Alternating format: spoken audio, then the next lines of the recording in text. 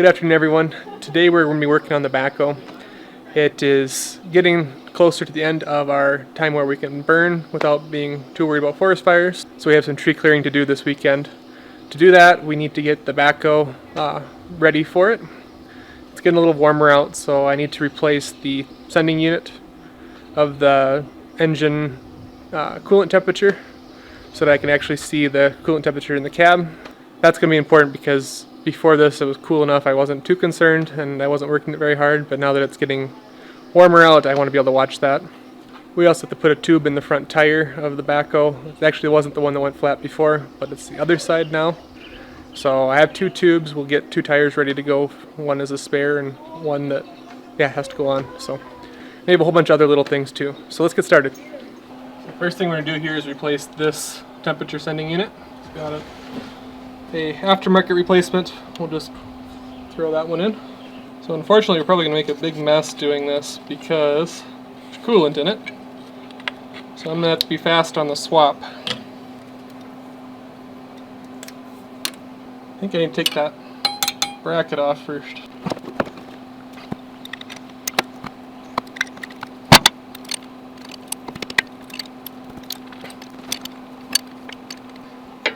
I also was able to check that this was the problem by shorting these two pins out in this connector and watching the gauge go up to the red line. So I knew the gauge up there was good and the wiring up to it is good. And then this sensor basically has no, when you ohm it out, it's an it's not an overload, it's no continuity at all. So something went wrong in this sensor, hopefully.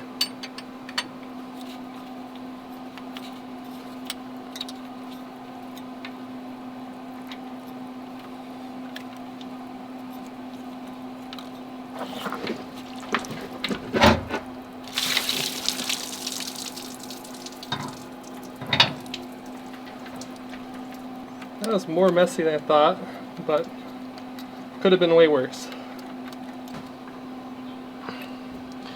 I'm probably not going to start this thing for a little while because some of that coolant got into the alternator. I really don't want to have problems with that, so I'll probably actually let it sit overnight. Got a little bit on the camera here too, I guess. There you go.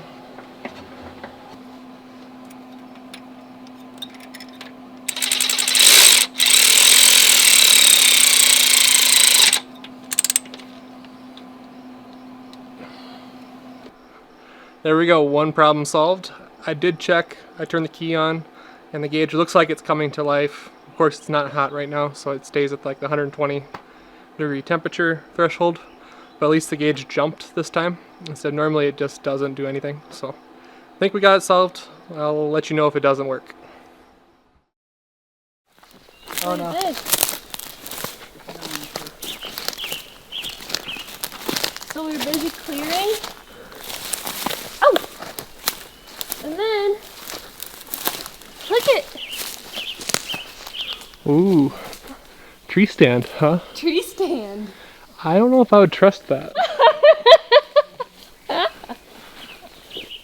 It's about as sketchy as it gets. Is that a dead body? No. What is that? Tree stand. Wait, you need a stand for a tree? It's for deer hunting. For deer hunting, you wait for your deer to pass That through is and then sketchy. you just snipe them. Okay, I've let the air out of the tire just by pulling the valve core. And now let's see if we can break the bead without using the backhoe.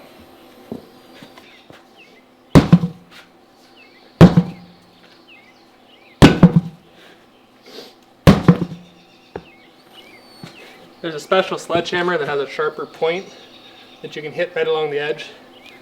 It's a better chance of breaking the bead. I think we'll have to use the backhoe.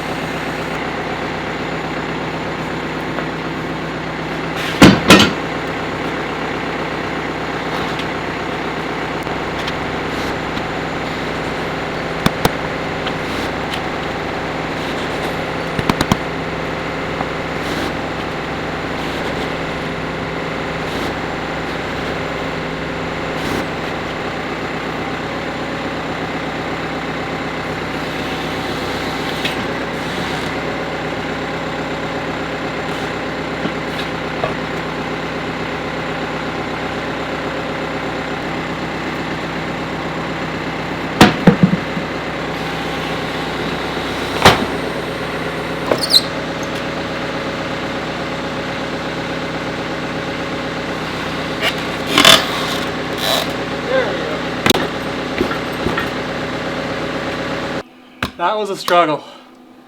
Yeah, I haven't even really started with the tires, so we'll, yeah, it's gonna get harder from here, I think. But I did check, and the thermostat is working, so we are good on that repair. So the next step here is to get one of the sidewalls up and over the rim. That way we can open up the tire and see what's going on. If it looks like I need to do some major repairs, then I'll have to take the rim all the way out, which is just a little bit more of a hassle than leaving it partway in. So I'm gonna have to grab some Dawn dish soap as a lubricant to get these off, and then we can spoon these off the rims.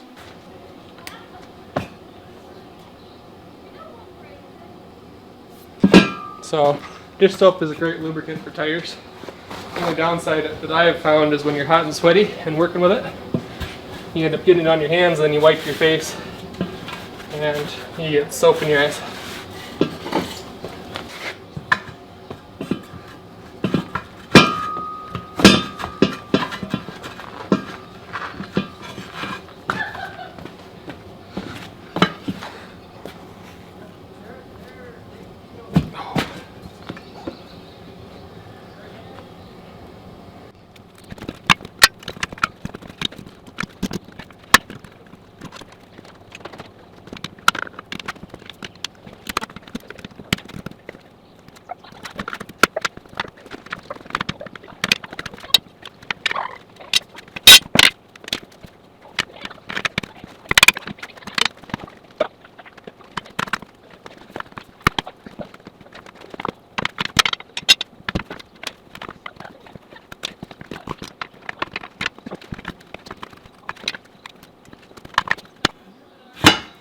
There we go.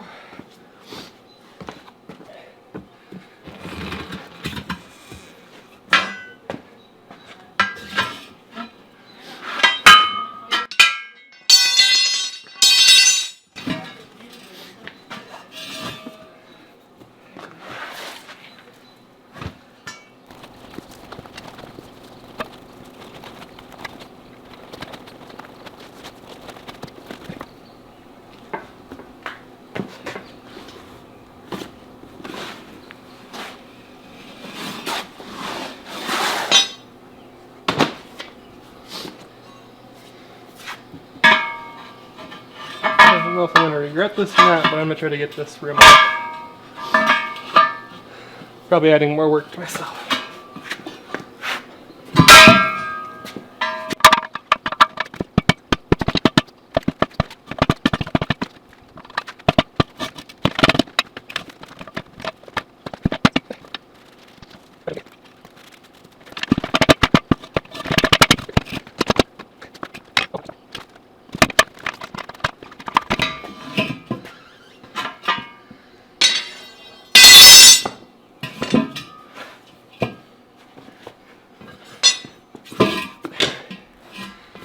There we go. So this first tire here, I'm just going to mount it up with the tube in it. There is one patch in the tire, and I'll check to make sure there's no sharp spots or anything else that would cut a tube. I'll also check the tube to see where it was leaking. Not that I can find it on the tire, but I just want to make sure that the tube is... I'm hoping it was leaking kind of by the valve stem or in a spot where there's rust on the tube. If that's the case, then I'm just going to clean up this rim really well, and then we'll assemble it with the tube. We'll see what the other tire is like too.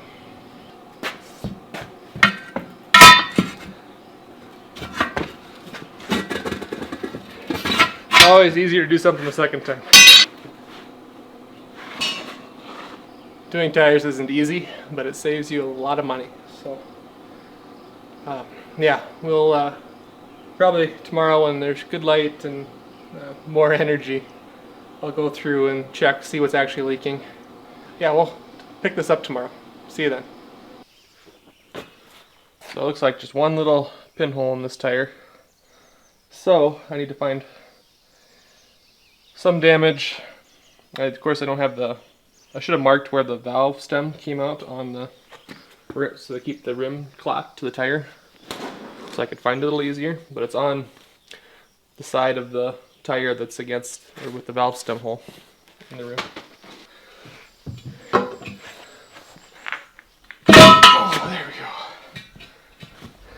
So yeah, I don't see anything too major on this tire. There's a couple spots that I'll patch. Just, I don't know. It doesn't seem to make sense that this one was bad. Nothing completely torn up or damaged or like obvious in the tire.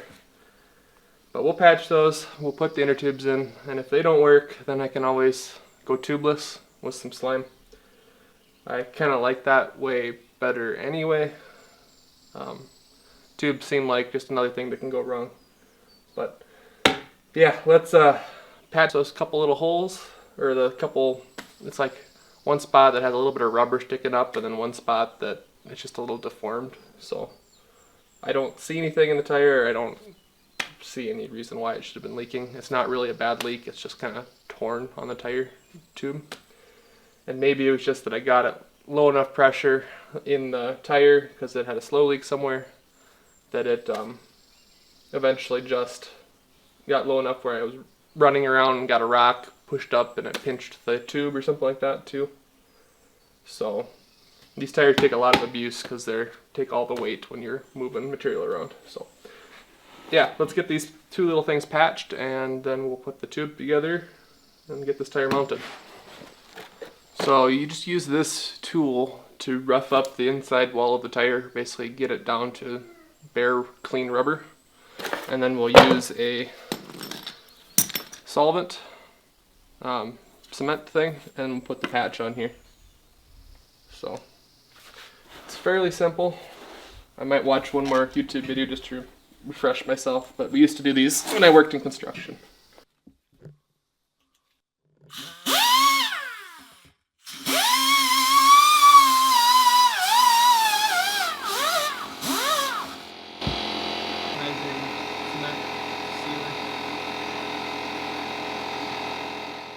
I'm going to put a light coat over the area.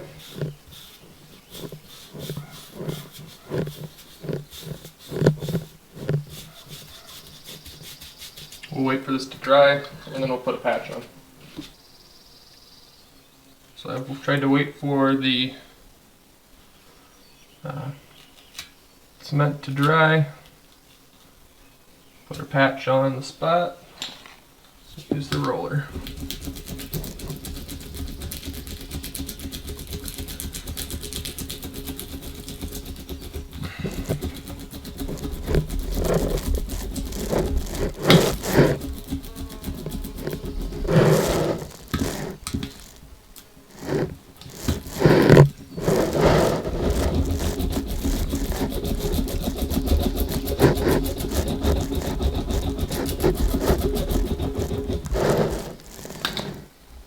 Okay, the last step is to pull this film off, and then you're supposed to put a sealer over top of it. But I don't have the sealer, so we're just going to go with this. Let me get this other one installed while the compound is still fresh.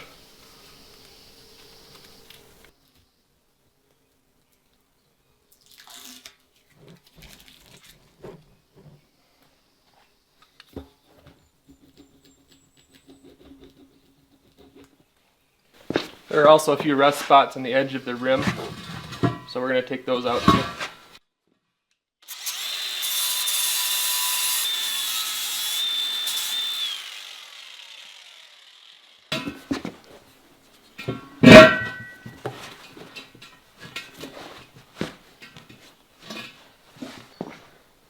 Okay, I've seen people use vice grips clamped on the rim of the tire, like that, so that when you're trying to get the tire started, it doesn't keep sliding around the rim.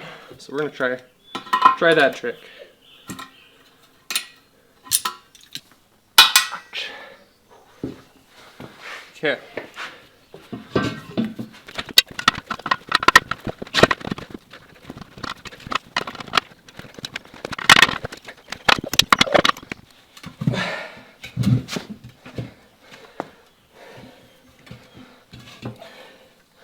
Almost there. That trick works really well. Next step here is to get the tube in. So I'm going to block up the tire so I have plenty of space to work and I'm not fighting the tire itself. I'm also going to wipe out the tire one last time and blow it out just in case I got some dirt in from fighting to put the tube, or put the rim on. Yeah, by the way, this is the first time I've done a tube, so my advice is worth exactly 0. So, yeah, I'll let you know, of course, if this is a problem, but yeah, right now I'm figuring things out as I go. Okay, I'm gonna install the tube now. This one's a little bit nicer than the other one because it has a keeper for the valve stem, so it doesn't fall through and get lost in the tire. So we're gonna get that installed in the rim first.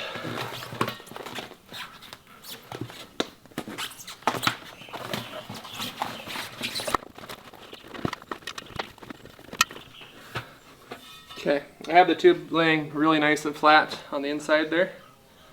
So let's get the little nut put on the valve stem, and then we can put the other, seat the other bead here. Get the other bead put in.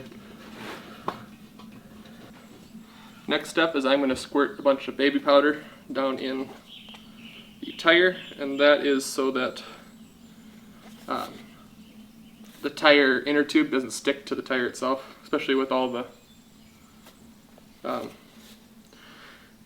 of the soap we're putting in here.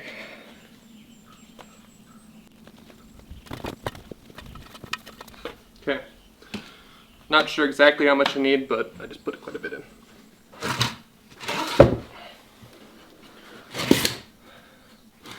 Actually, before I do this, I'm going to grease up or soap up this rim here.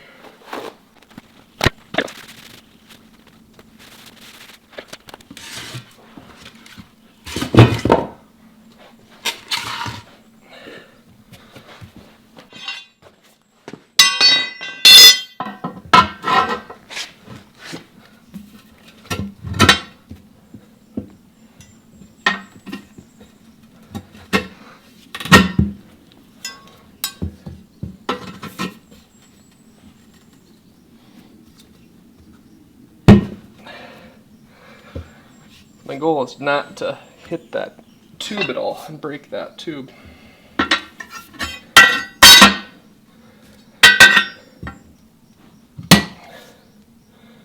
Ooh.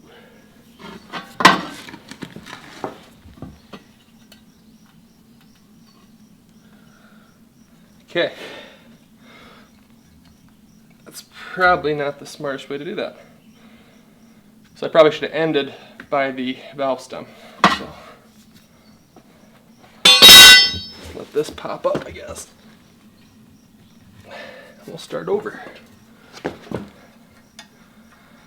after I check that valve stem out.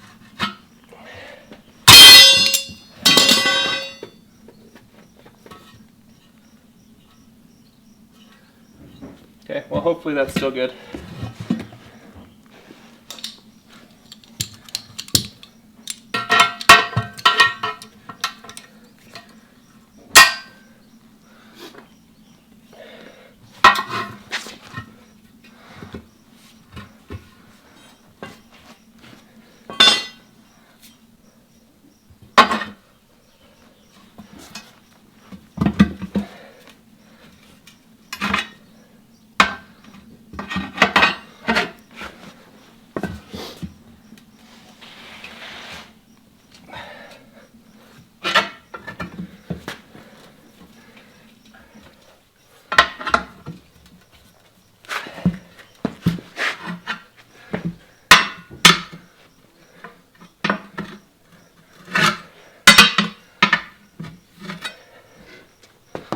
Say the vice grip helps so much.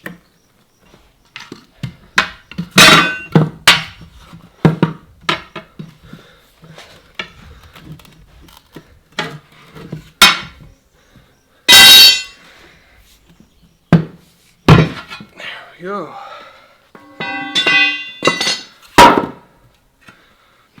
Next step here, I'm going to pull the valve core out of the valve stem. Then we'll put air to it. I'm going to inflate it, then let it de-inflate again, and then inflate it back up. Hopefully that makes sure we don't have any twists or kinks in the tube.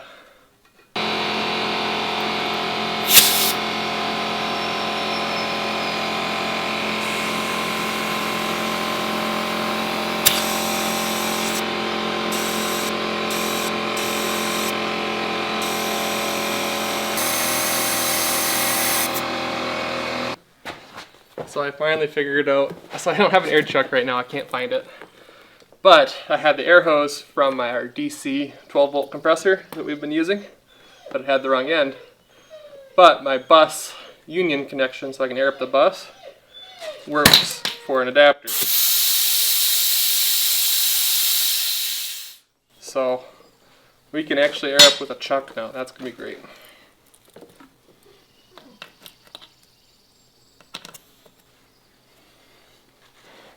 And I can do it remotely, which is also great.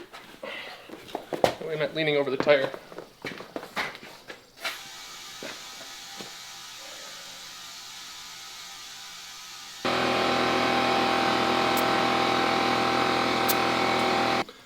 We got this one aired up to 50 psi. That's where we're going to keep it for right now. Yeah, one tire down, one to go. I think the second one will go easier, being that I'm learning what I'm doing on this first one. I sprayed the valve stem down, checked that. I'm also going to, after we mount this tire up, I'm going to just keep an eye on it the first couple hours of work and the first couple days, and just keep checking it, making sure we're not losing pressure. But hopefully we have this tire fixed for now. So this tube is pretty much trash. It has a couple holes right along where the inner tube contacts the actual rim of the tire. So what we're going to do is make sure the rim gets cleaned really well. I'll hit it with the grinder with the flap disc on it, make sure there's nothing sharp on it, and we'll put a new tube in. But this one, I think I'm going to call this tube garbage.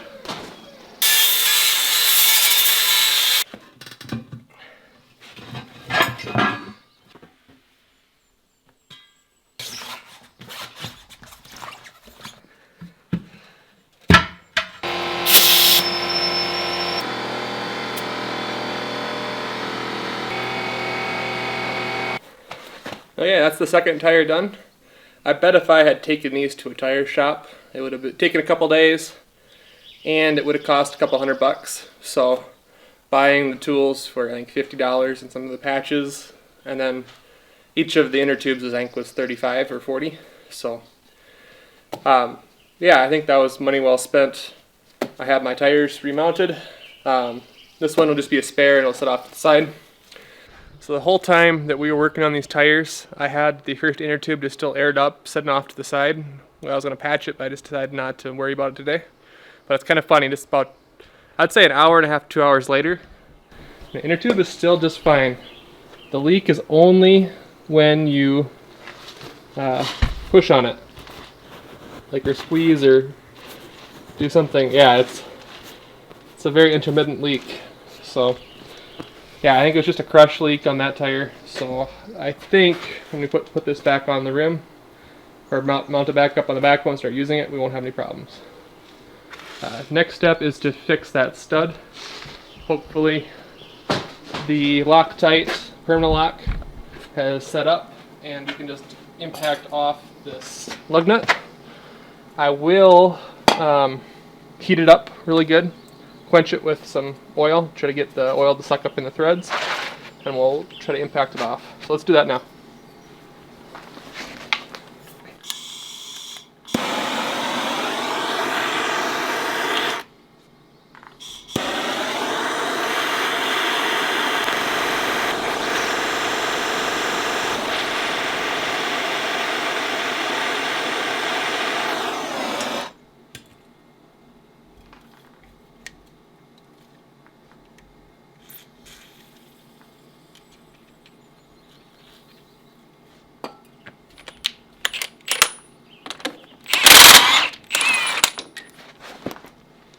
Not a problem. Amazing what a little bit of heat and some oil of some sort does. So I'm probably just going to wait for that to cool off a little bit before I grab anything. And to keep me occupied, I'm going to try to find my Never Seas that I normally put on my lug nuts to make this job easier the next time. Let's see if our V-bore jack has held pressure overnight. I don't think it has.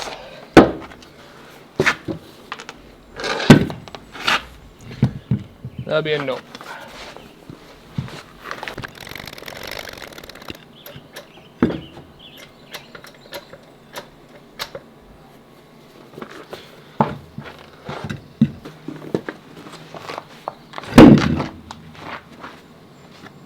Okay, just need to tighten up the lug nuts now.